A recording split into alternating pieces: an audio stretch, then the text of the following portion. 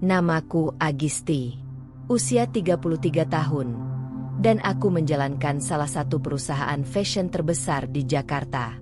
Di mata banyak orang, hidupku terlihat nyaris sempurna, mapan, cantik, dan berkelas. Tapi apa yang tidak mereka tahu, kesempurnaan ini lahir dari luka.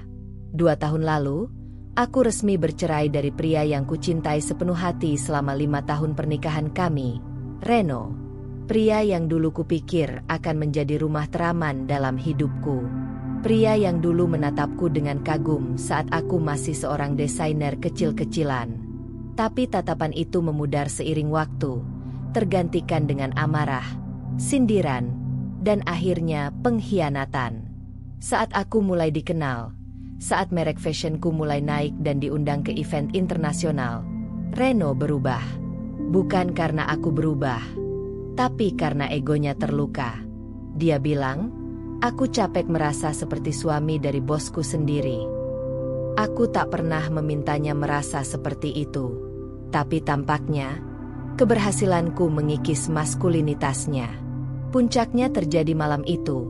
Malam saat aku pulang dari makan malam dengan investor Korea yang tertarik dengan lini ready-to-wear kami. Aku membawa kabar baik. Tapi yang menyambutku di rumah hanyalah lampu temaram, dan ponsel Reno yang tertinggal di meja, bergetar dengan notifikasi pesan dari perempuan bernama Mei. Aku tak perlu membuka isinya. Insting perempuan selalu tahu. Dan Reno tidak menyangkal. Dia hanya berkata singkat, aku butuh seseorang yang melihatku sebagai pria. Kami bercerai tanpa drama besar di pengadilan. Semua dibagi sesuai hukum. Tidak ada air mata. Tidak ada pelukan perpisahan. Hanya diam dan selembar surat putusan. Tapi bukan berarti aku tidak sakit. Luka itu dalam. Terlalu dalam untuk sekadar dibasuh waktu. Sejak saat itu, aku memilih untuk membangun kembali hidupku dari reruntuhan. Kupeluk rasa sakitku, kubungkus rapat, dan kujadikan bahan bakar untuk menjadi lebih kuat. Sekarang, aku adalah CEO dari perusahaan fashion dengan lebih dari 200 karyawan. Aku tahu apa yang kuinginkan, dan aku tidak lagi membiarkan siapapun menempatkanku di posisi bertahan. Hanya satu orang yang benar-benar tahu luka itu, Nadia, asisten pribadiku. Sudah 7 tahun dia bersamaku. Dia tahu kapan aku sedang baik-baik saja dan kapan tidak. Bahkan dari nada suara atau sorot mataku. Kelihatan lelah. Mbak, katanya pagi itu saat aku tiba di kantor lebih awal dari biasanya. Aku hanya mengangguk. Tidurku kurang nyenyak. Dia tak tanya lebih jauh. Dan aku bersyukur untuk itu. Kupikir luka itu sudah kering. Tapi aku salah. Luka itu hanya tertutup, belum sembuh. Dan seperti semua luka lama, dia bisa terbuka lagi, kapan saja, tanpa peringatan. Aku tidak tahu pagi itu adalah awal dari segalanya. Sebuah pertemuan tak sengaja, kabar mengejutkan, dan kenyataan pahit yang akan membuatku harus kembali berhadapan dengan masa lalu. Masa lalu yang kini datang dengan wajah cantik, tas mahal, dan senyum penuh kemenangan. Dan di sanalah aku berdiri, dengan sepatu hak tinggi dan kepala tegak, siap menghadapi babak baru yang sama sekali tak kuduga. Hari itu, aku menghadiri reuni kecil yang diadakan teman-teman kuliahku dulu. Awalnya aku ragu datang. Aku bukan tipe yang senang berkumpul dengan masa lalu. Tapi Nadia bersikeras aku butuh jeda dari rutinitas. Dan mungkin dia benar. Acara diadakan di sebuah rooftop restoran mewah di bilangan SCBD. Aku datang terlambat setengah jam, seperti biasa. Dan seperti biasa juga, begitu aku masuk ruangan, beberapa kepala langsung menoleh. Aura, Agisti CEO, memang sulit disembunyikan. Astaga, Agisti. Suara Ayu, teman satu jurusan dulu, menyambutku riang. Kamu makin cantik aja. Sih, makin tajir pula. Aku tersenyum sopan. Basa-basi standar yang selalu muncul di pertemuan seperti ini. Kami berbasa-basi sebentar sebelum aku mengambil tempat duduk di ujung meja. Tak lama, gelas-gelas anggur mulai berdenting dan percakapan mengalir ke segala arah. Dari gosip industri, isu ekonomi, sampai topik abadi, hubungan. Aku menyimak setengah hati. Sampai sebuah kalimat menghentikan gerak sendokku. Kalian tahu Reno? Dulu mantannya Agisti. Tuh, ujar Rani, salah satu yang mulutnya tak pernah berhenti sejak zaman kuliah. Katanya udah nikah lagi. Loh, aku meneguk air putih pelan. Tidak menanggapi. Tapi tentu saja, telingaku fokus. Iya, nikahnya sama cewek cakep banget. Katanya sih, anak orang kaya. Sering banget pamer di medsos. Kayak flexing gitu. Mobil mewah, hotel bintang 5, tas branded. Reno juga ikut-ikutan tampil kayak sultan sekarang. Tambahnya sambil tertawa kecil. Padahal dulu MAH. Celetuk ayu setengah berbisik. Makan di warteg aja pakai utang. Tawa pun pecah di meja itu. Aku ikut tersenyum kecil. Meski ada yang mengencang di dada. Anak orang kaya? Tas branded? Reno yang dulu merasa terhina hanya karena aku lebih mapan. Sekarang malah menikah dengan perempuan yang gemar pamer kekayaan? Lucu. Atau menyedihkan? Aku pura-pura tertawa. Tapi pikiranku melayang. Ada rasa tak nyaman yang sulit dijelaskan. Bukan karena aku masih cinta. Bukan. Tapi karena bagian diriku merasa terusik. Bukan karena dia menikah lagi, tapi karena dia tampak begitu bangga memamerkan yang sekarang, setelah menghina yang dulu. Aku mencoba menepisnya. Tapi malam itu, rasa itu menempel seperti bayangan. Aku pulang lebih awal, meminta maaf pada teman-temanku. Sesampainya di rumah, aku membuka ponsel dan mengetik nama Reno di kolom pencarian Instagram. Akun barunya langsung muncul. Dengan foto profil bergaya sok keren di depan mobil sport. Aku menelusuri halaman feed-nya. Di sana, serangkaian foto dirinya dengan perempuan muda, manis, dan terlihat jauh lebih muda dariku. Aku bukan orang yang mudah menghakimi, tapi dari cara si perempuan bergaya, berpose, dan memberi caption, aku bisa membaca pola. Pamer, palsu, pencitraan, dan Reno berlagak seperti pria sukses dengan caption motivasi basi dan gaya hidup glamor yang tak pernah aku lihat selama 5 tahun hidup bersamanya. Seolah seluruh luka masa lalu hanya episode pengantar menuju versi hebatnya yang baru. Di salah satu foto, mereka berdua berada di balkon hotel mewah dengan caption, akhirnya bersama seseorang yang membuatku merasa laki-laki seutuhnya. Aku tertawa kecil. Pahit. Jadi ini intinya. Masih tentang ego. Masih tentang dia yang butuh merasa lebih. Dan perempuan itu, istri barunya, adalah alat barunya untuk merasa unggul. Tapi aku tidak peduli. Atau, setidaknya aku ingin percaya bahwa aku tidak peduli. Beberapa hari kemudian, aku kembali ke kantor dengan rutinitas seperti biasa. Agenda rapat, tinjauan laporan keuangan, review desain baru. Sampai Nadia datang membawa map berisi berkas onboarding karyawan baru. Ini, Mbak, daftar staf pemasaran yang baru masuk minggu ini. Kamu minta direview semua, kan? Aku membuka map itu tanpa ekspektasi. Beberapa namaku telusuri cepat, sampai satu nama membuat mataku berhenti. Vina Lestari. Aku menatap foto kecil di pojok kanan atas. Rasanya familiar. Aku ambil ponsel, membuka kembali Instagram Reno. Kubandingkan dengan foto yang terpampang di lembar biodata itu. Jantungku turun 1 detak. Dia, perempuan yang disebut-sebut anak orang kaya. Perempuan yang dipamerkan Reno sebagai istri baru yang membuatnya merasa laki-laki. Perempuan yang sekarang tercatat sebagai pegawai baru di divisi pemasaran perusahaanku. Kepalaku menghangat.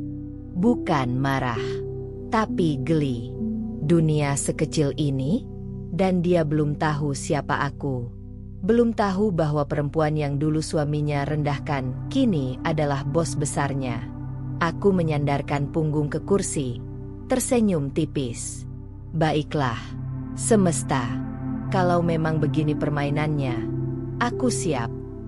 Aku tak terlalu antusias menghadiri gala malam itu.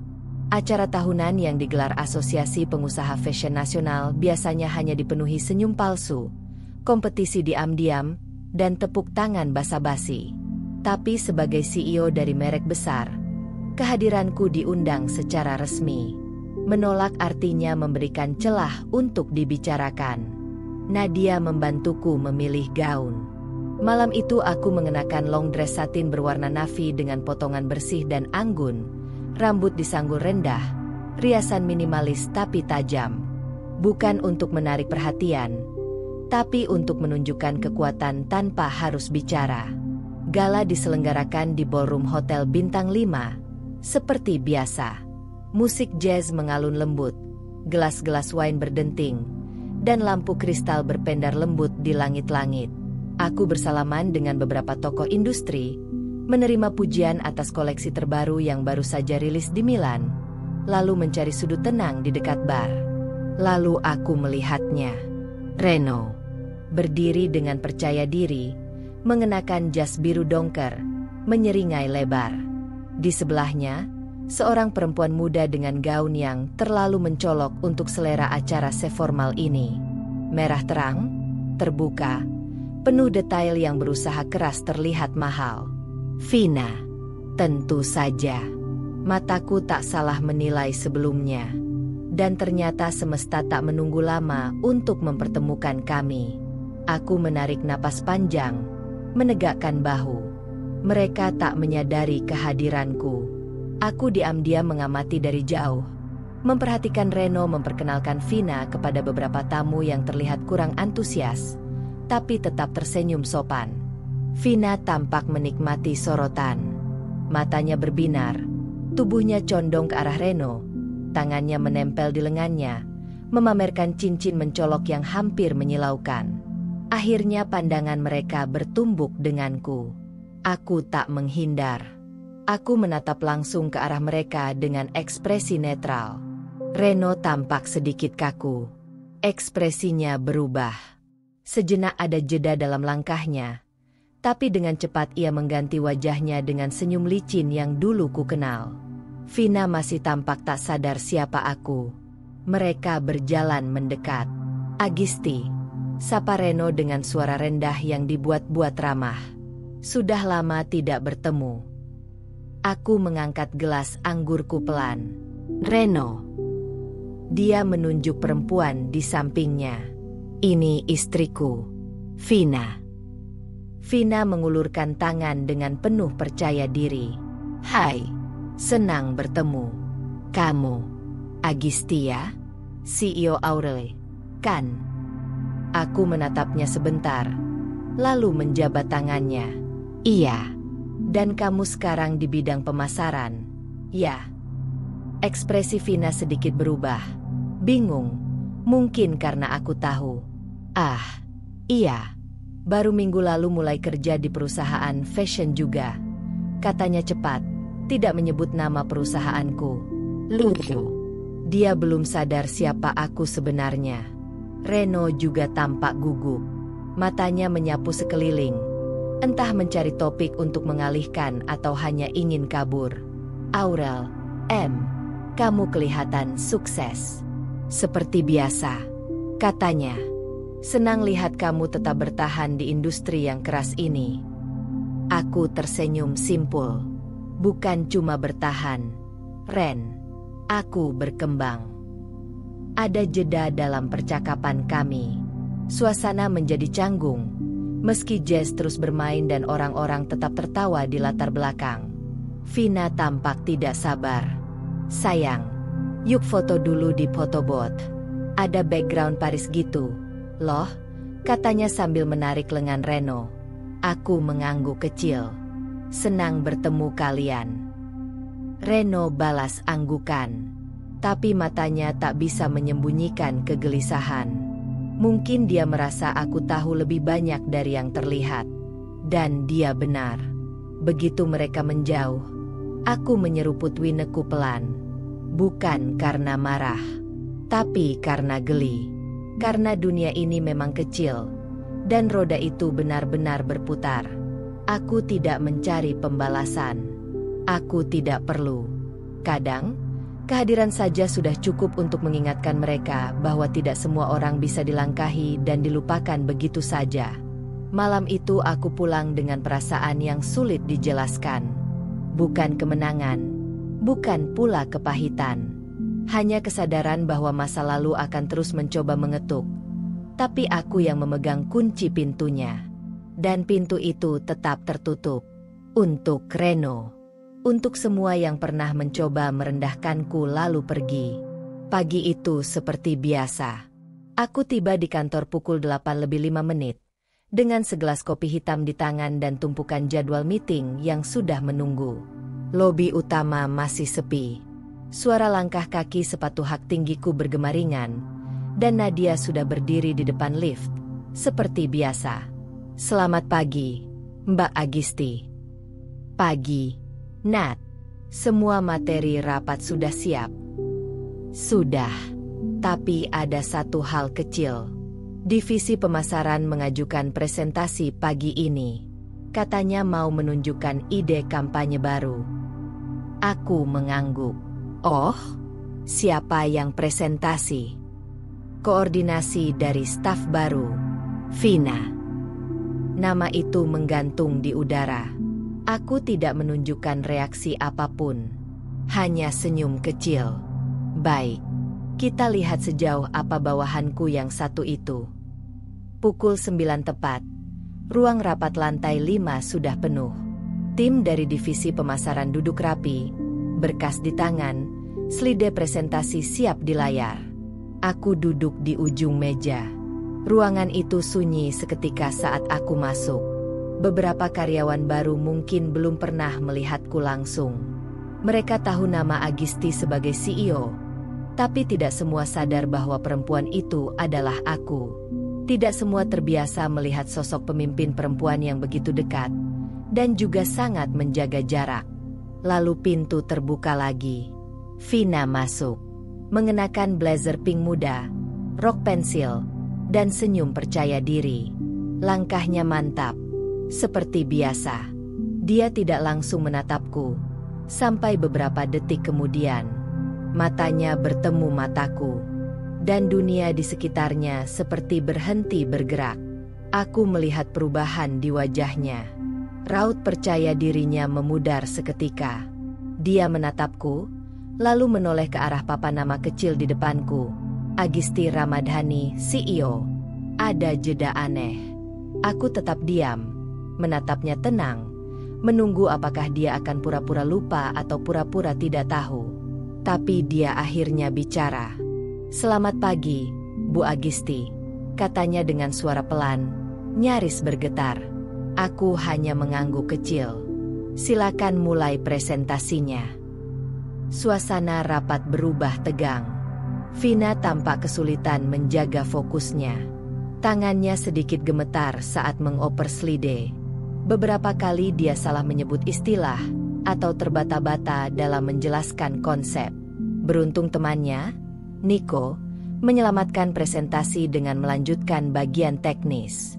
Aku mendengarkan dengan penuh perhatian. Tidak menyela, tidak memberi komentar, tapi tidak juga tersenyum. Sesekali aku mencatat sesuatu di notesku, dan sesekali aku merasa Vina mencuri pandang, mencoba menebak reaksiku.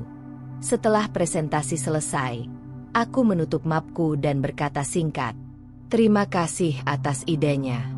Akan kami pertimbangkan. Tim saya akan menghubungi untuk masukan lebih lanjut." Lalu aku bangkit dan meninggalkan ruangan, tanpa menoleh lagi. Siang harinya, Nadia datang ke ruanganku. Dia tampak syok. "Mbak," waktu keluar dari rapat, langsung ke toilet katanya. Aku tersenyum kecil sambil menandatangani dokumen. Dia harus terbiasa. Dunia kerja tidak pernah nyaman bagi orang yang terlalu percaya diri, tapi tidak tahu posisi. Nadia ragu-ragu. Kamu nggak akan memecat dia, kan? Aku menatap Nadia. Untuk apa? Aku tidak main di level rendah. Nat, aku bukan dia. Nadia tersenyum. Mengerti. Sore itu, saat aku hendak pulang, aku melewati koridor menuju lift dan melihat Vina berdiri di dekat mesin kopi. Dia tampak menunduk, sibuk dengan ponsel. Aku tahu dia sadar kehadiranku, tapi pura-pura tidak melihat. Aku melewatinya tanpa sepatah kata. Tapi aku sempat berhenti di depan lift, menoleh padanya, dan berkata pelan, "Selamat datang di perusahaan saya, Vina." Lalu pintu lift terbuka. Aku melangkah masuk, meninggalkannya di sana, berdiri kaku. Aku tidak perlu membalas apapun, karena kehidupan punya caranya sendiri mempertemukan orang, bukan untuk drama, tapi untuk pelajaran. Dunia kerja adalah panggung. Setiap orang memainkan peran masing-masing. Ada yang jujur, ada yang berambisi, ada yang diam-diam memegang kendali, dan ada pula yang terlalu percaya diri, padahal hanya figuran. Vina adalah salah satunya. Sejak insiden di ruang rapat itu, dia jadi lebih hati-hati. Tapi bukan berarti dia berhenti mencari perhatian. Beberapa hari setelahnya, dia mulai menebar cerita tentang kehidupan rumah tangganya yang sempurna, tentang suami tercinta yang katanya punya bisnis properti di Bali, dan tentu saja, tentang cincin berlian 5 karat yang katanya pemberian ulang tahun. Aku mendengarnya lewat Nadia, juga lewat kasak-kusuk para staf. Dan sesekali, Vina sengaja bicara cukup keras saat melewati pantry atau ruang bersama, seolah ingin memastikan aku mendengarnya. Padahal aku tak tertarik. Yang lebih lucu lagi, dia tetap belum mengundurkan diri. Bahkan justru makin aktif di divisi pemasaran. Mungkin karena takut dianggap lari dari kenyataan. Atau karena Reno memaksanya tetap bertahan di sana untuk alasan yang belum kutahu. Hingga suatu sore, telepon Nadia berdering. Dia mengernyit sebelum bicara pelan. Dia telepon, "Mbak Reno." Aku mendongak dari layar laptopku. "Dari mana dia dapat nomor kamu?" "Dulu, waktu masih jadi suami Mbak, pernah simpan kontakku katanya buat komunikasi kalau urgent. Mungkin dia simpan sampai sekarang." Aku diam sejenak. "Angkat," kataku. Lalu sambungkan ke aku. Nadia menatapku sejenak sebelum mengangguk. Suaranya singkat dan profesional saat bicara di telepon. Beberapa detik kemudian, telepon di mejaku menyala. Aku menekan tombol speaker. "Agisti," suara Reno terdengar. Agak gugup tapi mencoba tenang. "Akhirnya aku bisa bicara sama kamu." "Langsung saja, Ren. Waktuku terbatas." Dia tertawa hambar. "Nggak bisa basa-basi dulu, ya? Kamu masih seperti dulu. Aku tidak ada urusan dengan masa lalu." "Jangan begitu. Aku cuma ingin ketemu, ngobrol sebentar, klarifikasi. Bukan karena apa-apa. Cuma merasa perlu bicara secara dewasa." Aku menyandarkan punggung.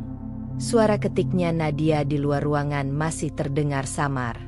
"Kamu merasa perlu bicara setelah tahu istrimu ternyata kerja di bawah perusahaanku? Atau karena kamu ingin memastikan aku tidak mengganggu rumah tanggamu?" "Bukan gitu, Gisti." Aku terkejut juga. "Tapi ini bukan salah Vina. Dia bahkan gak tahu kamu CEO di sini saat dia daftar. Semua kebetulan. Tidak perlu pembelaan. Aku tidak punya niat apapun terhadap kalian. Kalau begitu, kenapa kamu menatap dia seperti itu waktu gala?" "Seperti apa?" "Seperti kamu menilai Menghakimi. Reno, kataku pelan tapi dingin. Kalau aku mau menghakimi, aku cukup keluarkan dia dari perusahaan ini hari itu juga. Tapi aku tidak. Karena aku tidak sekecil itu. Hening. Lama. Kamu berubah. Gisti. Orang disakiti biasanya tumbuh. Atau hancur. Aku pilih tumbuh. Dia menarik napas panjang. Lalu, dengan suara rendah, dia berkata, "Aku kadang berpikir, mungkin aku salah pilih jalan." Aku menahan tawa. Itu urusanmu, Ren. Bukan tugasku untuk mendengarkan penyesalan yang datang terlambat. Klik. Aku memutus sambungan. Hari-hari berikutnya, Reno mulai menyentuh lingkaranku secara tak langsung. Akun Instagram perusahaanku mendadak di-follow oleh akun bisnis miliknya. Beberapa komentar muncul dari akun-akun tak dikenal yang jelas sekali bernada sindiran, seolah mencoba mencoreng reputasiku secara halus. Nadia datang ke ruanganku lagi. Reno kayaknya mulai manuver. Tapi kita udah backup semua data internal, email, dokumen. Takutnya dia suruh Vina cari-cari celah. Aku mengangguk. Bagus. Pastikan tidak ada satu file pun yang bisa bocor. Dan untuk Vina, biarkan dia bermain di panggungnya sendiri. Kalau dia makin keterlaluan, aku tersenyum. Aku tidak akan diam. Tapi aku juga tidak akan kotor. Kita punya cara yang jauh lebih elegan. Suatu siang, aku mendengar Vina tertawa keras di pantry. Suaranya jelas disengaja agar terdengar. Suamiku sih nggak suka kerja kantoran. Dia lebih suka investasi. Bosen katanya. Kerja sama orang. Hahaha. Aku lewat, dan dia pura-pura kaget melihatku. Oh, Bu Agisti, saya nggak tahu ibu di sini. Aku berhenti sejenak, menatapnya. Tidak apa. Saya senang pegawai saya menikmati lingkungan kerja yang menyenangkan, kataku dengan senyum dingin. Dan aku berlalu. Karena begitulah cara menghadapi orang seperti Vina. Diam, tapi mengawasi. Dan menunggu waktu yang tepat untuk menunjukkan siapa yang sebenarnya punya kendali. Malam itu hujan turun pelan di luar jendela apartemenku.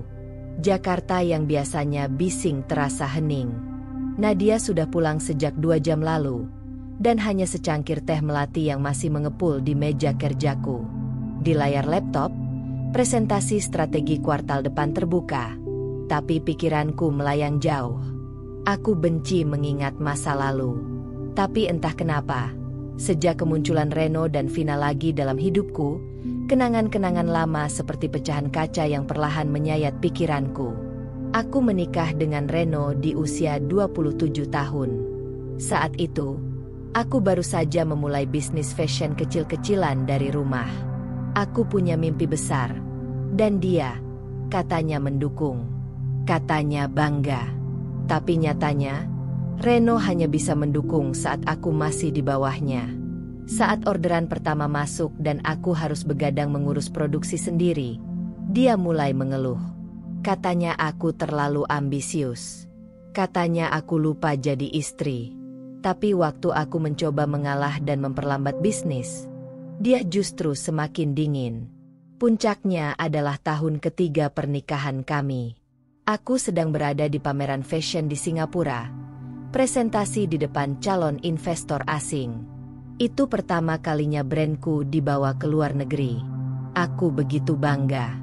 Tapi malam itu, saat aku pulang ke hotel dan membuka ponselku, semuanya hancur. Ada pesan masuk dari nomor tak dikenal. Foto Reno bersama seorang perempuan di kafe, bergandengan tangan, lalu berciuman. Hatiku seperti diremukan. Awalnya aku tidak percaya. Tapi saat aku pulang ke Jakarta dan mengonfrontasinya, dia tidak membantah. Aku capek. Gisti, katanya datar. Kamu terlalu sibuk. Aku nggak merasa jadi laki-laki di rumah ini. Laki-laki? Aku yang bayar semua tagihan. Aku yang urus renovasi rumah. Aku yang sediakan modal untuk bisnis kecil yang katanya dia jalani tapi tak pernah jelas untungnya. Dan dia mengkhianati itu semua hanya karena egonya merasa terganggu.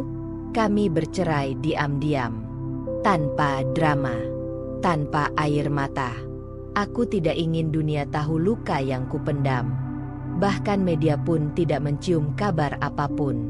Karena aku pastikan semuanya berakhir seprofesional mungkin. Tapi rasa perih itu tetap tinggal. Setahun setelah bercerai, aku membangun ulang perusahaanku dari kantor kecil di Kemang. Aku menyewa 1 lantai sempit, hanya dengan 3 pegawai. Dari situ, aku mulai bangkit.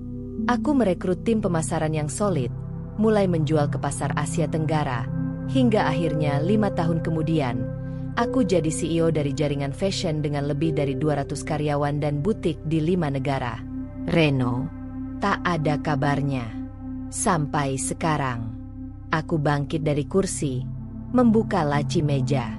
Ada sebuah kotak kecil yang jarang kusentuh. Di dalamnya, masih tersimpan cincin pernikahan lamaku. Emas putih, desain sederhana. Aku tak tahu kenapa aku belum membuangnya. Mungkin sebagai pengingat. Pengingat bahwa cinta saja tidak pernah cukup. Aku menatap cincin itu lama, lalu menutup kotak itu kembali, dan menyimpannya kembali ke tempat semula. Beberapa hari setelah itu, aku makan malam dengan Arman. Kami sudah lama bersahabat, sejak kuliah. Tapi setelah perceraian, dia selalu ada, tanpa menekan. Dia tahu aku butuh waktu. Dia tahu aku bukan perempuan yang mudah membuka hati lagi. "Gisti," katanya pelan sambil menuangkan wine ke gelasku. "Kamu kelihatan capek. Banyak kerjaan." "Bukan cuma soal kerjaan. Aku tahu kamu. Ini tentang Reno, kan?" Aku hanya menatapnya. Dia menyesap winenya. "Kamu nggak perlu kuat terus, Gisti. Kalau sakit, ya bilang sakit. Aku nggak suka kelihatan rapuh." "Itu bukan rapuh. Itu manusia." Aku menghela napas. Kadang aku benci karena masih bisa merasa apa-apa soal dia. Padahal harusnya aku sudah selesai. "Kamu bukan benci, Gisti. Kamu kecewa. Dan kecewa itu kadang lebih sulit hilang daripada cinta." Aku tersenyum tipis. "Terima kasih sudah selalu ada. Dan akan terus ada," katanya dengan tatapan yang berbeda, lebih dalam. Untuk pertama kalinya setelah sekian lama, hatiku berdetak lebih cepat. Bukan karena luka, tapi karena sesuatu yang hangat dan menenangkan. Mungkin, hanya mungkin, aku mulai siap menoleh ke arah lain. Bukan untuk mengulang, tapi untuk memulai yang baru. Arman selalu jadi tempatku pulang. Bahkan ketika aku sendiri belum sadar, arah langkahku selalu menuju dia setiap kali aku butuh tenang, butuh diam, butuh merasa bahwa aku tidak sendiri. Kami makan malam beberapa kali dalam 2 minggu terakhir. Bukan kencan, begitu kuanggap, meskipun aku tahu, perlahan rasanya tak lagi sama. Entah dia yang berubah, atau hatiku yang mulai melihatnya dari sisi berbeda. Arman tidak pernah memaksa. Dia hanya hadir. Dan kadang, itu cukup untuk membuatku merasa berharga. Malam itu, setelah makan di sebuah restoran kecil di Kemang yang biasa kami datangi sejak zaman kuliah, dia mengantarku pulang seperti biasa. Hujan turun gerimis, membasahi jendela mobil yang berembun. "Gisti," katanya pelan, mematikan mesin mobil saat kami tiba di depan apartemenku. "Boleh tanya sesuatu?" Aku menoleh. "Apa?" Dia menatap lurus ke depan, lalu akhirnya menatapku juga. "Menurut kamu, bisa nggak 2 orang yang saling kenal terlalu lama, akhirnya jatuh cinta?" Pertanyaannya menamparku pelan. Aku menelan ludah, menenangkan napas. Aku pikir mungkin saja. Tapi seringnya, mereka terlalu takut kehilangan yang sudah ada. Persahabatan itu mahal, Arman. Dia mengangguk pelan, tapi tidak terlihat kecewa. Aku tahu, tapi kadang, aku mikir, kalau aku nggak pernah bilang apa-apa, gimana kalau nanti aku nyesel? Hening. Hanya suara hujan di luar. Lalu dia melanjutkan. Aku sayang kamu, Gisti. Bukan sekarang, tapi sejak lama. Sejak kamu masih pacaran sama Reno. Sejak kamu masih pakai motor ke kampus. Sejak kamu pertama kali bawa sketsa desain baju dan tanya opiniku. Tapi aku nggak pernah bilang. Karena waktu itu kamu bahagia. Aku tidak menjawab. Karena ada air yang tiba-tiba menggenang di mataku. Aku tidak tahu apa. Haru, sedih, takut, atau mungkin perasaan yang selama ini tidak berani muncul ke permukaan. Aku nggak minta jawaban, katanya. Aku tahu kamu belum selesai dengan masa lalu kamu. Aku cuma pengen kamu tahu, kamu tidak harus terus kuat sendirian. Aku mengangguk pelan. Terima kasih, Arman. Dia mengelus pundakku perlahan. Istirahat, jangan kerja terus. Aku turun dari mobil, masuk ke lobi apartemen dengan langkah pelan. Di dalam lift, aku menyentuh dadaku. Rasanya berdebar. Tapi tidak seperti saat aku bersama Reno dulu. Ini bukan gejolak. Ini damai. Keesokan harinya di kantor, suasana mulai terasa berbeda. Vina jadi lebih pendiam. Seperti orang yang sedang menyusun strategi. Tatapannya ke arahku tidak lagi ceria atau santai, tapi lebih berhati-hati. Bahkan saat aku datang ke divisi pemasaran untuk evaluasi rutin, dia nyaris tidak bicara. Aku hanya memperhatikan. Karena aku tahu, saat seseorang tahu rahasiamu, dia akan mulai menyesuaikan perangainya. Dan benar saja, saat makan siang, Nadia mendekat ke ruanganku. Bu, Vina kayaknya makin rajin nyari data-data pemasaran. Beberapa kali minta akses laporan keuangan tim marketing juga. Tapi nggak saya kasih karena harus lewat izin ibu. Aku mengangguk. Bagus. Jangan kasih celah. Dan ini, Nadia meletakkan ponsel di mejaku. Akun fake. Komentarnya mulai menyudutkan perusahaan. Nada sindirannya familiar. Saya touch sedikit. Kayaknya asalnya dari Circle yang kenal Reno. Aku menatap layar ponsel itu. Komentar itu tak menyebut nama, tapi jelas menyindir pemimpin perusahaan yang terlalu sibuk mempercantik diri dan melupakan bawahannya. Aku tersenyum tipis. Dia mulai menyerang dari luar. Itu artinya dia merasa terancam. Nadia menatapku serius. Apa kita perlu bersikap? Belum sekarang. Kita tunggu. Orang seperti mereka biasanya tidak sabar. Dan saat mereka mulai kehilangan kendali, disitulah kita bergerak. Sore hari, aku menerima kiriman bunga. Mawar putih dalam vas kristal. Dikirim langsung ke ruanganku. Tidak ada nama. Tapi aku tahu siapa pengirimnya. Arman selalu tahu cara membuat sesuatu terasa istimewa tanpa berlebihan. Di dalamnya, hanya ada satu kartu kecil. Kamu layak bahagia. Dan aku akan sabar menunggu kamu siap. Aku tersenyum. Untuk pertama kalinya dalam beberapa waktu terakhir, aku benar-benar tersenyum. Mungkin luka itu belum sepenuhnya sembuh. Tapi untuk pertama kalinya, aku merasa tidak takut lagi jika harus membuka hati. Hari itu, rapat direksi dijadwalkan pukul 10 pagi. Aku biasanya jarang hadir langsung dalam rapat evaluasi antar divisi seperti ini, tapi kali ini aku ingin hadir. Bukan hanya karena divisi pemasaran jadi sorotan, melainkan karena aku ingin melihat reaksi Vina dengan mata kepalaku sendiri. Rapat berlangsung di ruang utama lantai 15, tempat hanya jajaran direktur dan kepala divisi yang diizinkan masuk. Aku tiba 5 menit sebelum waktu mulai, disambut oleh Nadia dan 2 staf lain yang sudah mempersiapkan dokumen. Saat aku masuk, beberapa orang berdiri menyapa. Vina duduk di kursi baris kedua, tidak menyadari kehadiranku. Dia sedang serius membuka slide laporan, tak melihat siapa yang datang. Sampai aku duduk di kursi utama, di ujung meja panjang berlapis marmer itu. Nadia berdiri. "Selamat pagi. Mari kita mulai rapat bulanan. Ibu Agisti akan memimpin langsung agenda hari ini." Aku melihat dengan ekor mataku, dan disitulah semuanya terjadi. Vina menoleh. Wajahnya pucat seketika. Mulutnya sedikit terbuka. Tangannya yang tadi memegang pulpen gemetar, dan hampir menjatuhkan gelas air di mejanya. Matanya menatapku seolah melihat hantu.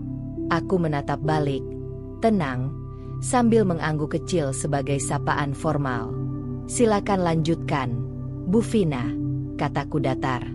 Dia diam sejenak, lalu cepat-cepat berdiri. Maaf, Bu. Saya belum tahu Ibu akan hadir langsung." "Tentu, tapi sekarang Ibu tahu." Selama 2 jam, dia gelisah sepanjang rapat. Beberapa kali salah menyebut angka, sampai kepala divisi keuangan harus membetulkan data presentasinya. Wajahnya pucat pasi, dan semakin jelas bahwa dia tidak siap menghadapi kenyataan bahwa perempuan yang pernah dia hina diam-diam adalah bosnya sendiri. Setelah rapat selesai, aku masih di ruangan, merapikan dokumen. Vina menghampiri pelan. "Bu Agisti, saya minta waktu bicara sebentar. Kalau boleh." Aku menutup map di depanku dan menatapnya. "Silakan." Kami pindah ke ruangan kecil di sebelah. Hanya berdua. "Maafkan saya, Bu. Saya benar-benar tidak tahu kalau Ibu adalah CEO perusahaan ini," katanya dengan suara pelan, hampir berbisik. Tatapannya gugup. "Saya tahu kamu tidak tahu," jawabku tenang. "Tapi kamu banyak bicara tentang saya di kantor. Bahkan tanpa sadar. Termasuk tentang suami barumu." Dia menggigit bibir, lalu berkata cepat, "Itu, saya tidak bermaksud apa-apa, Bu. Hanya cerita biasa." "Cerita biasa?" Aku menatapnya. Dingin. "Membanggakan suami yang dulu mengkhianati saya, seolah-olah kamu lebih tinggi dari saya, dan tidak sadar bahwa kamu bicara di kantor saya." Dia tertunduk. "Saya minta maaf, Bu. Saya salah." Aku berdiri. "Kesalahanmu bukan karena tidak tahu saya CEO. Tapi karena terlalu banyak bicara sebelum tahu tempatmu di mana." Vina tidak menjawab. Wajahnya merah pada menahan malu dan takut. Sebelum keluar ruangan, aku menambahkan, "Saya profesional. Selama kamu tetap kerja sesuai porsi dan tidak membuat masalah, saya tidak akan mempermalukan kamu. Tapi satu hal, jangan pernah mencampur urusan pribadi dengan pekerjaan lagi." Dia hanya mengangguk pelan, hampir tak terdengar, lalu cepat-cepat keluar ruangan. Tak lama setelah itu, ponselku berbunyi. Nomor tidak dikenal, tapi suara di ujung sana sangat familiar. "Gisti, ini aku. Reno." Aku menutup mata, menarik napas panjang. "Ada apa?" "Aku tahu kamu ketemu Vina. Dia tadi cerita. Aku cuma mau bilang, aku nggak tahu kamu sekarang sehebat ini." Aku tersenyum kecil, sinis. "Tentu saja kamu nggak tahu. Kamu pergi sebelum semua ini terjadi." Aku minta maaf." Aku diam, lalu menjawab pelan, "Kalau itu semua yang mau kamu bilang, maka selesai sudah. Tapi aku masih sayang kamu, Gisti." Dan akhirnya, semua itu keluar. Topeng mulai runtuh. "Sekarang kamu mulai kehilangan kontrol ya, Reno?" Kamu pikir aku bakal terguncang karena kamu muncul lagi dan istrimu ternyata bawahanku? Aku serius. Aku nyesel. Aku menghela napas. Aku bukan tempat kamu pulang. Reno, kamu sudah buang aku dulu. Sekarang jalanmu beda. Hiduplah dengan pilihanmu. Telepon terputus. Aku menatap jendela. Jakarta siang itu terasa cerah. Dan untuk pertama kalinya, aku merasa menang, tanpa perlu melakukan apapun. Aku tidak harus membalas dengan cara kotor. Aku hanya perlu tetap di tempatku, dan membiarkan mereka melihat bahwa aku tetap berdiri, lebih tinggi dari yang pernah mereka kira. 3 hari setelah telepon itu, Reno muncul di lobi kantorku. Nadia yang pertama melihatnya. Dengan wajah tegang, ia segera naik ke ruanganku dan memberitahu, "Bu, ada tamu yang ngotot ingin bertemu langsung." Mengaku mantan suami ibu. Saya sudah coba halus tolak, tapi dia tidak mau pergi. Aku tidak langsung bereaksi. Sejujurnya, aku sudah menduga cepat atau lambat dia akan melakukan ini. Reno bukan tipe pria yang tahu kapan harus mundur. Terlalu terbiasa merasa dirinya penting, terlalu percaya bahwa penyesalan bisa dijadikan senjata. Bawa dia ke ruang meeting kecil. "Saya akan turun 5 menit lagi," kataku. Saat aku masuk, dia sudah menunggu. Masih dengan gaya khasnya, setelan jas mahal, parfum menyengat, dan senyum yang dulu sering menipuku. Tapi kini aku melihat semuanya seperti topeng yang terlalu rapuh. "Gisti." Suaranya lembut, dibuat seramah mungkin. "Terima kasih udah mau ketemu." Aku duduk tanpa menjawab, menatapnya tanpa ekspresi. Aku tahu, aku banyak salah. Dia memulai. Aku menyela pelan. "Langsung saja. Reno, kamu datang ke sini bukan cuma mau minta maaf, kan?" Wajahnya sedikit berubah, tapi dia masih mencoba tersenyum. Aku nggak tahu harus mulai dari mana. Sejak aku lihat kamu lagi di acara gala itu, aku sadar, kamu benar-benar berubah. Kamu hebat sekarang, elegan, kuat, dan aku nggak pernah berhenti mikirin kamu. Sayangnya kamu baru sadar setelah semua terjadi, kataku. Dia menunduk. Aku menyesal. Waktu itu aku bodoh. Aku merasa minder. Aku tidak bisa terima kamu lebih sukses dari aku. Aku pikir dengan menikahi Vina, aku bisa menang. Tapi ternyata, dia bukan seperti yang kamu pikir. Aku menebak dengan nada datar. Dia mengangguk. Vina bukan orang jahat, tapi dia tidak seperti kamu, dan dia tahu itu. Aku menyandarkan punggung, menatap Reno lama. "Reno, kamu datang ke sini karena egomu terluka, bukan karena kamu mencintaiku." Dia terlihat terkejut, tapi tidak bisa membantah. "Aku bukan pelampiasan penyesalanmu. Dan kamu tidak akan dapat simpati dari aku hanya karena kamu menyadari kesalahanmu terlalu lambat." Lanjutku, "Kita sudah selesai, dan kamu harus belajar menerima itu." Dia tampak gugup. "Tapi, gimana kalau aku ingin memperbaiki semuanya?" "Tidak ada yang perlu diperbaiki.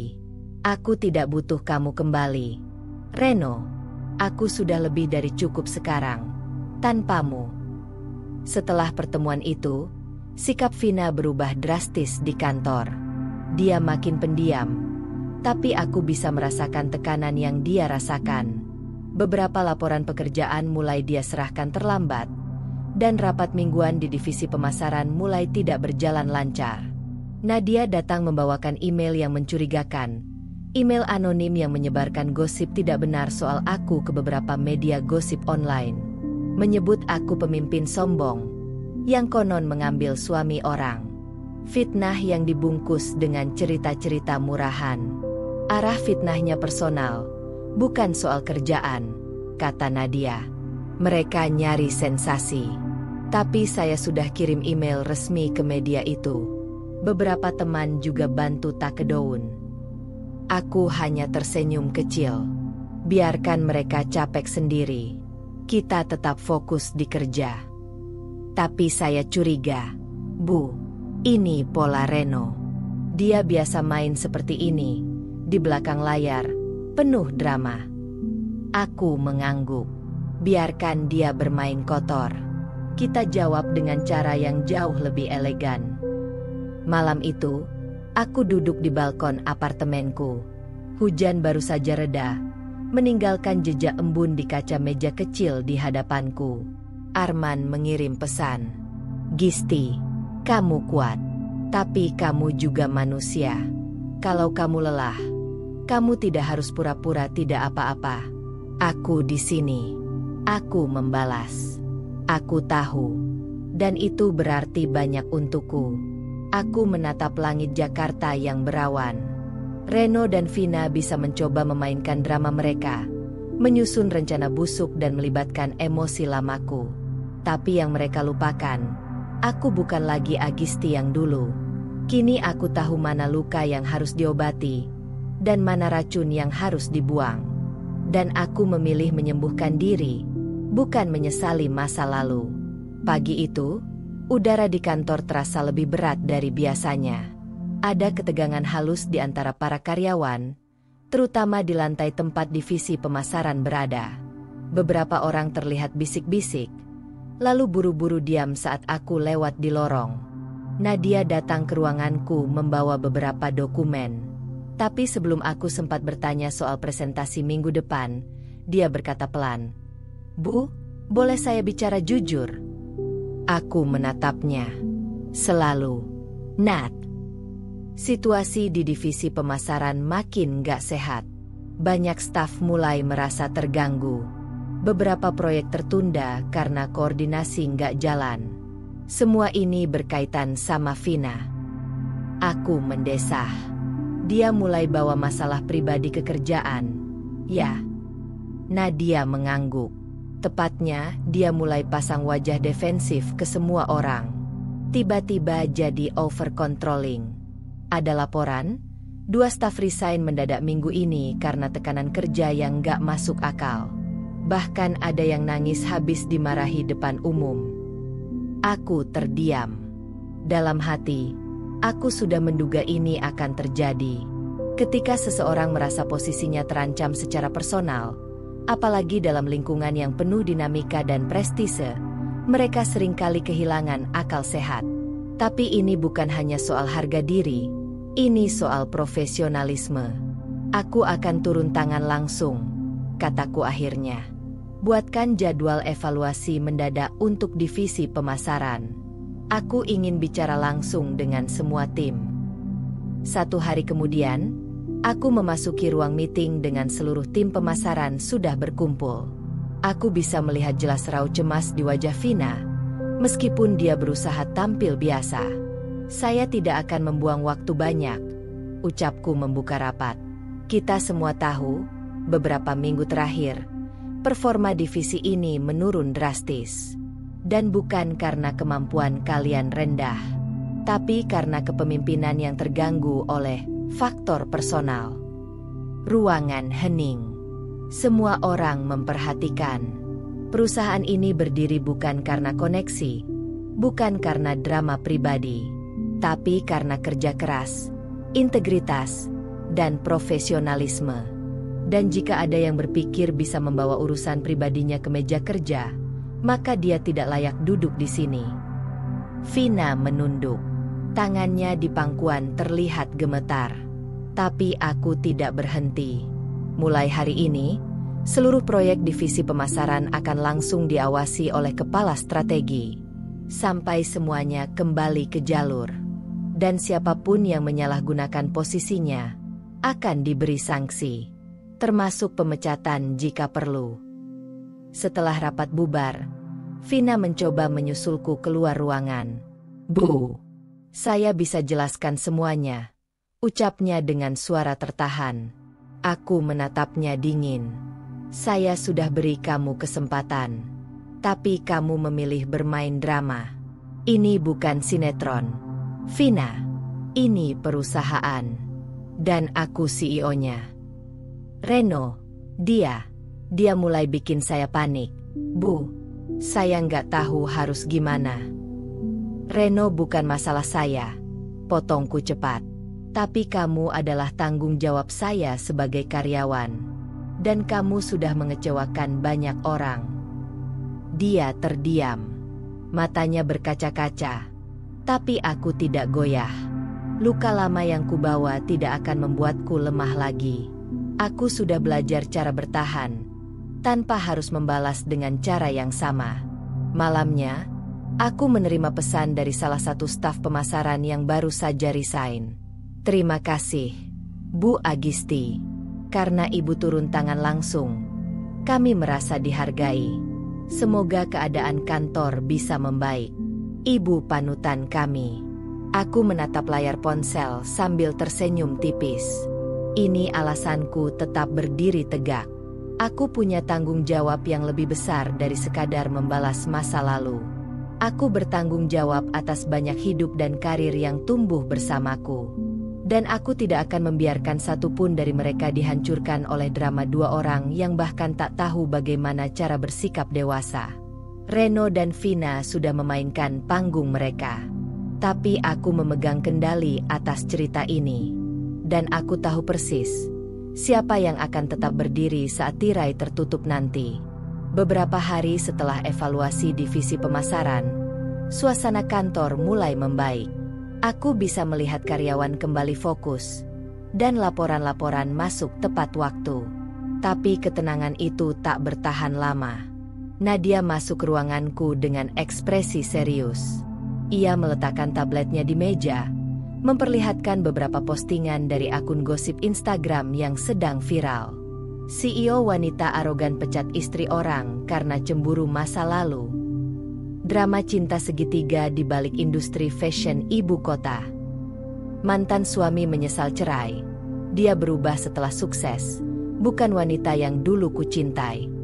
Aku membaca satu persatu, tak sekalipun mengerutkan kening. Nada tuduhan dalam postingan itu terlalu personal untuk tidak kutebak siapa dalangnya. Sudah saya telusuri. Bu, akun ini pakai bot untuk push engagement. Dan banyak komentar dari akun-akun palsu. Kami menduga ini kerjaan orang dalam, kata Nadia sambil duduk di seberangku. Reno, gumamku. Nadia mengangguk. Dan kemungkinan besar Vina juga tahu. Beberapa caption seolah-olah hanya bisa ditulis oleh seseorang yang tahu cerita dari dalam rumah tangga Anda dulu. Aku menutup tablet itu, lalu berdiri menuju jendela. Jakarta sore itu macet seperti biasa, dan langit kelabu memberi nuansa yang pas untuk berita murahan seperti ini. Tapi satu hal yang tidak mereka tahu, aku bukan lagi perempuan yang bisa dihancurkan hanya dengan kata-kata. Kita akan jawab, tapi bukan dengan cara mereka, kataku pelan. Arman datang malam itu. Kami bertemu di rooftop cafe hotel yang menghadap ke Cakrawala Kota. Aku menceritakan semuanya. Gosip, tuduhan, bahkan niat mereka menyeretku ke lumpur drama. Kalau kamu mau, aku bisa bantu expose siapa di balik akun itu, katanya sambil menyeruput kopinya. Temanku di agensi digital punya tim forensik media sosial. Kita bisa temukan IP asli adminnya. Terlalu mudah, jawabku. Kalau kita balas secara terang-terangan, mereka akan merasa penting. Aku ingin hancurkan mereka tanpa menyentuh mereka. Arman tertawa kecil. Itu khas kamu. Aku tersenyum tipis. Aku akan buka semua laporan kerja Vina ke Dewan Direksi. Dan soal Reno, aku akan gunakan kekuatannya sendiri untuk menjatuhkannya. Hari Senin, aku menggelar rapat darurat dengan tim hukum perusahaan. Aku minta mereka menyiapkan surat resmi permintaan klarifikasi terhadap akun gosip tersebut. Surat yang secara hukum mengharuskan mereka membeberkan sumber informasi yang mereka gunakan. Sementara itu, Nadia menyusun bukti-bukti laporan kerja Vina yang tak beres, anggaran promosi yang tidak jelas, revisi materi iklan yang tidak sesuai brief, dan beberapa slip keuangan internal yang mencurigakan. 3 hari kemudian, kami memanggil Vina ke ruang rapat direksi. Saudari Vina, salah satu direksi membuka pembicaraan. Kami menemukan adanya penyimpangan dana promosi sebesar 140 juta rupiah dalam periode 3 bulan terakhir. Apakah Anda bisa menjelaskan? Vina pucat. Tangannya gemetar saat mencoba menjawab. Tapi kata-katanya kacau. Tak konsisten. Beberapa dokumen yang ia bawa justru memperkuat dugaan adanya rekayasa laporan. Aku hanya duduk diam menyaksikannya. Menatap tanpa rasa. Rapat itu berakhir dengan keputusan jelas. Vina diberhentikan sementara dan akan menjalani audit internal. Wajahnya saat keluar dari ruang rapat penuh ketakutan dan amarah. Dia tahu, gamenya sudah habis. Keesokan harinya, sebuah artikel muncul di portal bisnis ternama. CEO muda ungkap integritas di tengah fitnah, ambil langkah tegas terhadap korupsi internal. Artikel itu tidak menyebut nama Reno atau Vina, tapi cukup memberi pesan bahwa aku tidak tinggal diam terhadap serangan kotor. Reno mencoba meneleponku. Berkali-kali. Aku hanya melihat nama itu di layar, lalu mematikan suara ponselku. Biarkan dia tenggelam dalam kepanikan yang dia ciptakan sendiri. Malamnya, Arman mengirim pesan. Kamu benar-benar wanita kuat. Tapi kalau lelah jadi perisai, aku ingin jadi tempat kamu bersandar. Untuk pertama kalinya setelah sekian lama, aku membalasnya bukan dengan defensif. Terima kasih, Arman. Mungkin sekarang aku siap. Aku tahu, badai belum tentu berhenti. Tapi aku juga tahu, aku tidak sendiri lagi. Dan aku tak akan membiarkan masa lalu terus mencuri hari-hariku. Mereka menyerang karena takut. Dan kini, mereka tahu siapa yang seharusnya mereka takuti. Sore itu Jakarta baru saja diguyur hujan. Langit masih mendung, dan aroma tanah basah bercampur kopi menyelimuti balkon apartemenku. Aku duduk di kursi rotan, mengenakan sweater tipis, dan memeluk cangkir teh hangat. Ada ketenangan baru yang kurasakan. Bukan karena masalah telah usai, tapi karena aku mulai berhenti berperang dengan diriku sendiri. Sejak kasus Vina mencuat dan Reno menghilang bak ditelan bumi, aku mendadak merasa ringan. Aku tidak lagi mengecek media sosial dengan cemas. Tidak lagi merasa harus menjelaskan siapa diriku atau membuktikan apa-apa. Malam itu Arman datang, seperti biasanya, dengan makanan favoritku dan senyum yang hangat. Aku tahu kamu butuh yang manis-manis, katanya sambil menyerahkan kotak berisi mil crepes dari kafe langganan kami dulu. Kamu yang manis, gumamku pelan, tanpa sadar. Dia menatapku, diam, tapi matanya berbicara. Aku merasa pipiku memanas. Mungkin karena teh. Mungkin karena kata-kataku barusan tak bisa kutarik kembali. Kami duduk di balkon. Hujan menyisakan tetes-tetes kecil di kaca railing. Suasana tenang. Dan akhirnya, aku bicara. Dulu aku pikir, hidupku hanya bisa sukses kalau aku sendirian. Karena terlalu sering aku disakiti justru oleh orang yang dekat. Arman mendengarkan. Seperti biasa, aku jadi keras. Dinginnya aku bukan karena aku kuat, tapi karena aku takut. Dia menunduk sebentar, lalu menatapku lagi. Tapi kamu nggak sendiri, Gis. Kamu boleh kuat, boleh tangguh. Tapi kamu juga boleh lemah di depan orang yang tepat. Dan kamu orang itu? Tanyaku, pelan. Kalau kamu izinkan, aku ingin jadi lebih dari itu. Seketika, dunia terasa sunyi. Angin sore menyentuh rambutku. Aku mengangguk, nyaris tak terdengar. Aku izinkan. Hari-hari setelah itu berubah. Bukan karena cinta tiba-tiba membuat segalanya sempurna, tapi karena aku mulai percaya lagi bahwa aku layak bahagia. Bahagia yang tidak datang karena mengalahkan siapapun, tapi karena berdamai dengan diri sendiri. Arman tidak mengubah duniaku, tapi dia menemaniku membangun kembali puing-puingnya. Dia tak menuntut, tak memaksa. Dia hadir. Kami tidak langsung berpacaran seperti remaja, tapi kami mulai sering berbagi waktu di luar kantor. Makan malam, menonton film, jalan-jalan di akhir pekan. Hubungan kami tumbuh perlahan, tapi nyata. Nadia, seperti biasa, jadi saksi paling setia. Bu. Mbak Agisti, katanya dengan senyum menggoda. Akhir-akhir ini wajahnya bersinar. Loh, gimana rasanya dicintai tanpa perlu pura-pura kuat? Aku tertawa. Rasanya seperti pulang. Satu malam, saat kami duduk di sofa apartemenku, Arman bertanya, "Apa kamu masih kepikiran Reno?"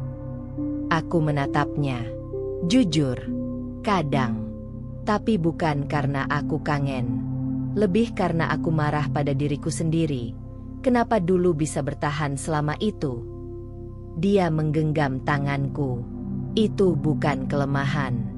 Itu bukti kalau kamu pernah cinta sepenuh hati. Aku menarik napas dalam. Tapi sekarang aku tahu, cinta tidak harus bikin kita hancur. Dia mengangguk. Dan aku janji, kalau kamu mau berjalan bersamaku, kita saling jaga, bukan saling hancurkan.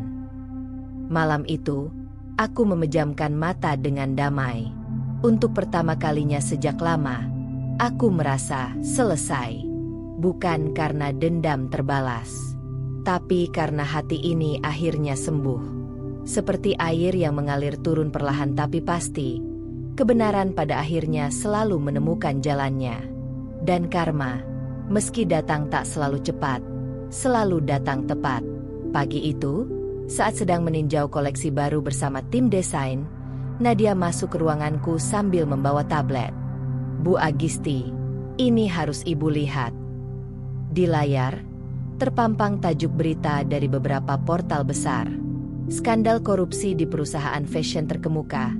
Ex-karyawan dan suaminya diduga terlibat.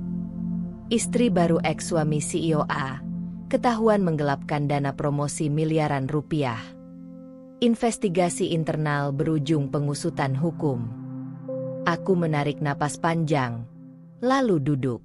Dalam artikel itu tertulis jelas, setelah hasil audit internal kami diserahkan ke aparat hukum, penyelidikan lebih dalam menemukan bukti penipuan berlapis yang dilakukan oleh Vina. Penggunaan invoice palsu, anggaran fiktif, sampai aliran dana ke rekening pribadi yang disamarkan lewat vendor bayangan. Dan Reno tercatat sebagai pihak yang menerima aliran dana sebesar 300 juta dengan alasan sebagai konsultan eksternal yang ternyata tidak pernah memberikan jasa apapun. Siangnya, aku menerima telepon dari salah satu wartawan yang dulu pernah menulis profilku. "Bu Agisti, maaf mengganggu. Kami ingin konfirmasi, apakah benar saudari Vina adalah mantan staf Anda dan istri dari mantan suami Anda?" Aku menahan senyum. "Maaf, saya tidak bisa mengomentari masalah hukum yang sedang berjalan. Tapi yang pasti, perusahaan kami berkomitmen pada integritas dan transparansi. Siapapun yang melanggar prinsip itu, akan kami proses. Termasuk jika melibatkan orang-orang dari masa lalu Ibu." Aku menjawab tegas, "Termasuk siapapun." Kabar itu menyebar cepat. Vina tak hanya kehilangan pekerjaannya, tapi juga dicap sebagai pelaku kriminal. Wajahnya tersebar di berbagai media, lengkap dengan headline yang menusuk harga diri. Reno, yang selama ini sibuk membangun citra diri sebagai pria mapan dan sukses, tak bisa mengelak. Ia dipanggil sebagai saksi, dan netizen dengan cepat menggali jejak digitalnya. Foto-foto pamer kemewahan, kutipan sombong tentang memilih istri yang selevel, dan komentar-komentarnya yang dulu sempat viral. Sekarang semua itu berubah jadi bahan olok-olok. Di Twitter, tagar Reno tersandung sempat trending. Di TikTok, potongan video saat Reno dan Vina hadir di gala yang sama denganku digunakan sebagai konten sindiran. Katanya istri kaya, ternyata malah bikin perusahaan rugi. Aku tak perlu membalas, tak perlu mengucap sepatah pun kalimat pembenaran. Dunia yang mereka ciptakan sendiri kini menelan mereka bulat-bulat. Arman datang malam itu, membawakan makanan seperti biasa. "Kamu lihat berita hari ini?" tanyanya. Aku mengangguk.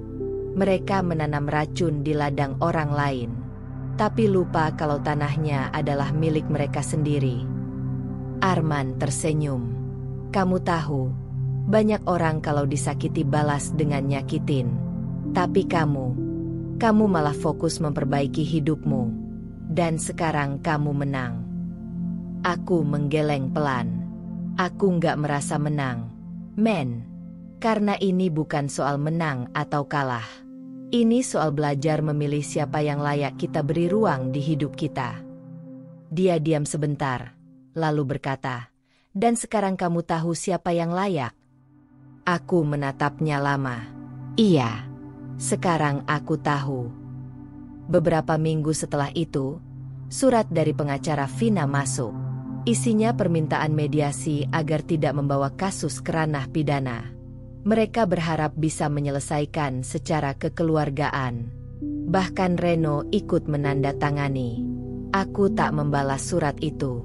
Keadilan tidak bisa dibeli dengan surat permintaan maaf palsu. Dan luka yang mereka buat, sudah kubayar lunas dengan keberhasilan yang mereka hina.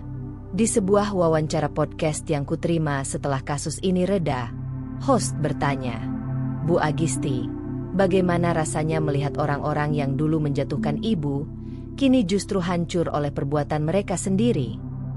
Aku menjawab sambil tersenyum tipis. "Saya tidak senang mereka jatuh. Tapi saya bersyukur saya tidak jatuh bersama mereka." Konferensi internasional itu diadakan di Marina Bay Sands, Singapura. Sebuah forum bisnis bergengsi yang hanya dihadiri CEO dan pelaku industri kelas atas dari seluruh Asia.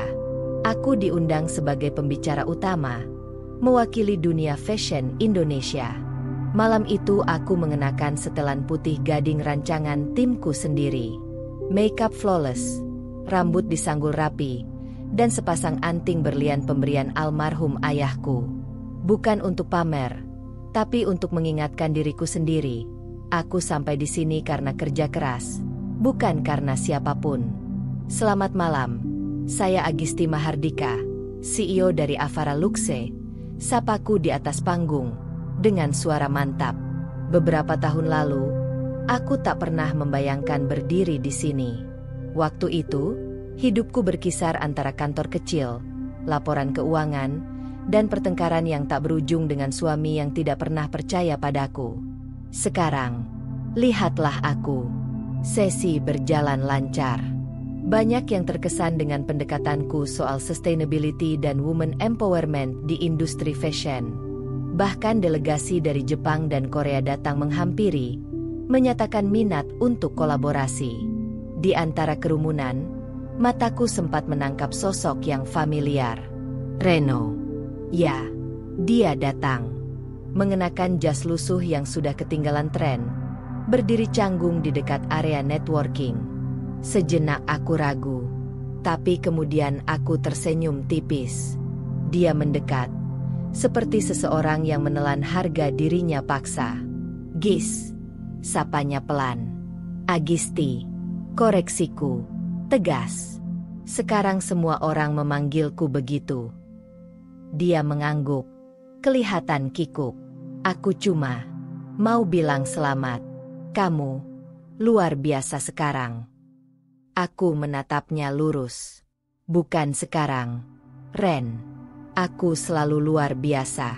Kamu saja yang terlalu buta untuk melihatnya. Dia terdiam. Tak bisa berkata apa-apa. Makasih ya, sudah pergi waktu itu. Karena kalau kamu tetap tinggal, mungkin aku nggak akan berdiri di sini. Wajahnya memucat. Aku melangkah pergi, meninggalkannya berdiri dengan sisa-sisa harga diri yang dia punya. Dan dalam hati, aku berkata pada diriku sendiri, yang hilang bukan aku, tapi dia. Malam itu, Di balkon kamar hotelku, aku menelepon Arman. "Kamu tahu nggak? Aku ketemu Reno tadi." "Hah? Dia ngapain di sana?" Suara Arman jelas terdengar heran. "Cuma berdiri, lihat-lihat. Kayaknya cari sisa pamor," jawabku sambil tertawa kecil. "Terus kamu gimana?" Aku cuma bilang, yang hilang itu dia, bukan aku. Di ujung sana, Arman terdiam sejenak, lalu berkata, "Kamu tahu, aku bangga banget sama kamu, Gis. Dan bukan karena kamu CEO atau tampil di panggung, tapi karena kamu tetap jadi kamu, kuat, jujur, dan gak pernah pura-pura." Hatiku terasa hangat. "Terima kasih, men." Mungkin untuk pertama kalinya, aku benar-benar merasa utuh. Dan malam itu, langit Singapura begitu terang. Mungkin karena lampu-lampunya, atau mungkin karena untuk pertama kalinya, aku tak lagi merasa gelap di dalam. Keesokan harinya, aku check out dari hotel dengan kepala tegak. Di bandara, aku membuka notifikasi pesan. Ada satu dari Arman. "Aku tunggu di Bandara Suta. Jangan ambil taksi. Ya, hari ini gantian aku yang jemput kamu pulang." Aku tersenyum. Karena akhirnya, aku tahu di mana rumahku.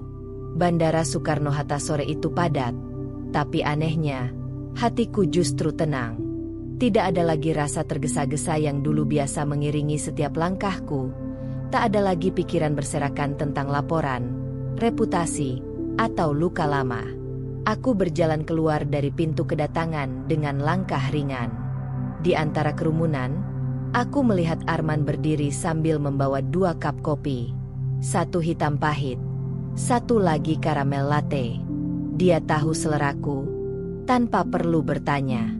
"Selamat datang kembali, Agisti Mahardika," ucapnya sambil tersenyum.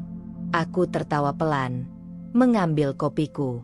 Rasanya aneh ya, baru beberapa hari, tapi aku merasa pulang dalam arti yang sesungguhnya. Kami berjalan menuju parkiran, angin sore menghembus pelan. Sesekali kami membahas hal-hal kecil, koper yang sempat terselip, makanan pesawat yang tidak enak, dan presentasi yang sukses. Tapi ada jeda hening yang nyaman di antaranya, sebuah keheningan yang tidak canggung, justru menenangkan. "Gis," ujar Arman saat kami berhenti di dekat mobilnya. "Boleh aku tanya sesuatu yang agak serius?" Aku mengangguk. "Setelah semua yang kamu lewati, semua luka, pengkhianatan, pameran palsu, dan drama, kamu merasa sudah selesai?" Aku menatapnya, lalu menatap diriku sendiri, bukan di cermin, tapi dalam-dalam ke hati yang kini terasa utuh. "Ya," jawabku, "aku sudah selesai."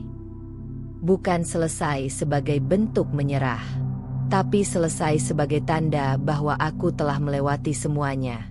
Tidak lagi terikat pada amarah, tidak lagi berharap ada permintaan maaf dari orang-orang yang bahkan tidak tahu caranya bertanggung jawab. Tidak lagi ingin membuktikan apa-apa kepada siapapun. Aku sudah cukup. Cukup sebagai diriku sendiri. Beberapa bulan berlalu. Perusahaan berjalan stabil. Nama Avara Luxe makin dikenal di Asia Tenggara. Vina dan Reno lenyap dari perbincangan publik. Dilupakan seperti musim lama yang sudah usai. Tidak ada yang peduli lagi tentang siapa istri siapa, atau siapa yang pernah menyakiti siapa. Dunia terus berputar. Aku pindah rumah. Tidak terlalu besar, tapi hangat. Dikelilingi tanaman dan buku-buku favoritku. Setiap pagi, aku membuat kopi sendiri. Kadang Arman datang membawa sarapan. Kadang kami jalan pagi ke taman, membahas hal-hal remeh, dan tertawa. Kami belum menikah. Bukan karena ragu, tapi karena kami tahu bahwa kebahagiaan tidak diukur dari status. Kami saling percaya, saling ada. Dan untuk sekarang, itu lebih dari cukup. Suatu sore, aku membuka jurnal lamaku. Di halaman awal, Kutemukan catatan yang kutulis 5 tahun lalu. Jika aku bisa melewati ini semua, aku ingin jadi perempuan yang tidak pahit, tidak dendam. Hanya perempuan yang tetap bisa mencintai hidupnya, meski pernah dicabik habis.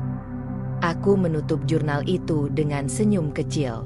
Karena kini aku tahu, aku sudah menjadi perempuan itu. Sore itu, di balkon rumahku yang baru, Arman duduk di sebelahku. Kami memandangi langit yang mulai jingga. "Gis," katanya. Terima kasih sudah izinkan aku masuk ke hidupmu, ke luka-lukamu, ke harapan-harapanmu." Aku menggenggam tangannya. Terima kasih sudah datang. Saat aku paling butuh seseorang, tapi bahkan belum berani mengakuinya. Kami diam sejenak. Lalu aku berkata, pelan, penuh keyakinan. Aku sudah selesai dengan masa lalu. Tapi aku belum selesai mencintai masa depanku. Dan disitulah cerita ini benar-benar dimulai. Bukan kisah tentang balas dendam, tapi kisah tentang pulih, tentang memilih, tentang aku, Agisti, yang akhirnya benar-benar kembali menjadi diriku sendiri. Dan begitulah akhir dari cerita kita hari ini. Setiap perjalanan, seberapapun kecilnya, selalu menyimpan pelajaran dan makna. Semoga kisah ini bisa menginspirasi, menghibur, atau bahkan membuka sudut pandang baru untukmu. Kalau kamu suka dengan cerita seperti ini, jangan lupa untuk like, komen, dan tentunya subscribe agar kamu nggak ketinggalan cerita-cerita seru berikutnya. Aktifkan juga lonceng notifikasinya supaya kamu jadi yang pertama tahu saat cerita baru tayang. Sampai jumpa di kisah selanjutnya.